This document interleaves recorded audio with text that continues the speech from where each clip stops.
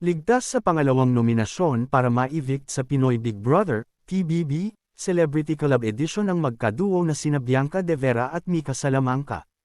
Ito'y matapos nilang manguna at magwagi sa task bago ang second nomination, dahilan para sila ang makakuha ng immunity. Malaking bagay ang immunity sa housemates dahil ito ang magliligtas sa kanila sa nominasyon.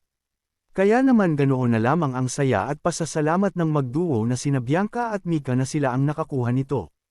Lalo pat silang dalawa ang may pinakamababang rankang sa mga housemate na hindi umano nagpapakatotoo sa naganap nilang task noong April 4, 2025. TBB Club Edition, Second Nominees for Eviction.